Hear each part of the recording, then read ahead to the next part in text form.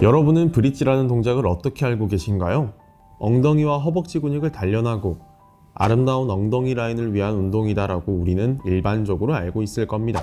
필라테스 레슨 중 브릿지 동작을 진행할 때 내 회원의 허벅지가 너무 아프다, 허벅지 뒤쪽에 쥐가 났다, 이런 경험이 있으셨나요? 예쁜 엉덩이 라인을 만들기 위한 운동이라고 하는데 허벅지에만 심하게 자극이 오고 엉덩이에 자극이 오지 않으면 이 운동을 하는데 의미가 있을까요? 이런 문제를 무시한 채 무리하게 동작을 진행하고 있진 않으셨나요? 우리는 오늘 이 브릿지라는 동작에 대해 이야기를 나눠보려 합니다.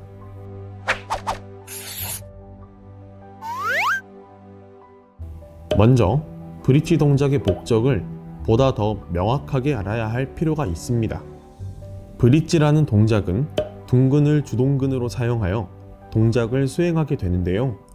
사전에 척추의 분절 단위의 움직임을 위해 골반의 후방경사를 만들어 주어 척추 분절화를 시행하게 되고, 이로 인해 불필요한 스트레스를 경감 및 예방하고 척추 원반의 기능 향상 및 영양 공급을 해주며 척추 심부 근육의 활성화로 인한 안정성을 획득할 수 있고 둔근과 코어 강화까지 얻을 수 있는 동작입니다. 자, 이제 브릿지라는 동작의 목적은 알았고, 앞서 말했던 문제와 같은 현상들이 발생하는 이유는 무엇일까요? 회원의 개인적인 문제, 과거 혹은 최근 들어 갑작스럽게 발생한 이슈들 등 여러 가지 이유가 있겠지만 아마 협동근 우세 현상이 대부분일 겁니다.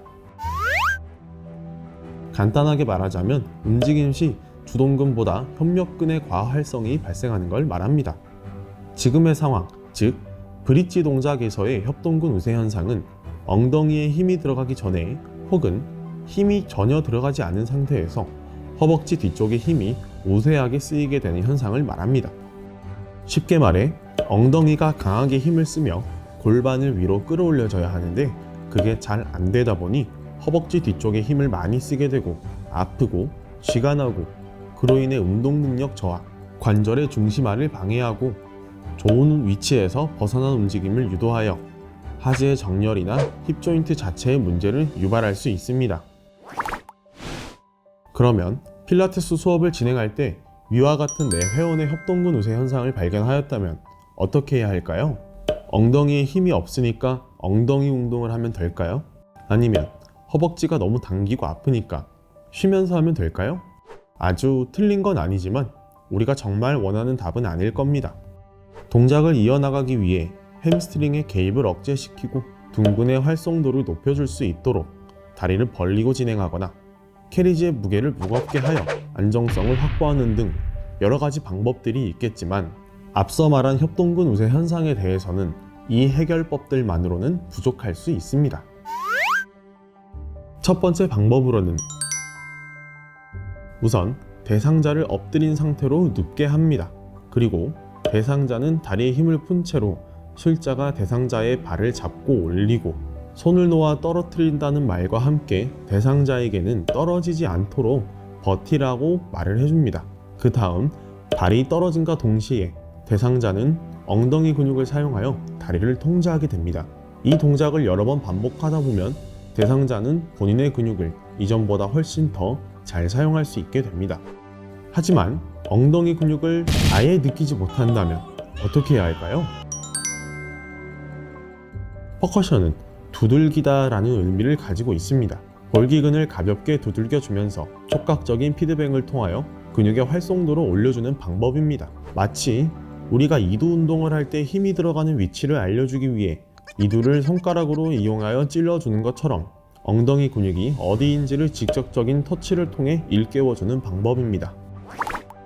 위와 같은 솔루션과 동작을 이해하기 위해서는 인체의 랜드마크와 성질, 그리고 기능 등을 알고 있어야 하며 근육과 관절의 불균형을 평가할 줄 알아야 하는데요.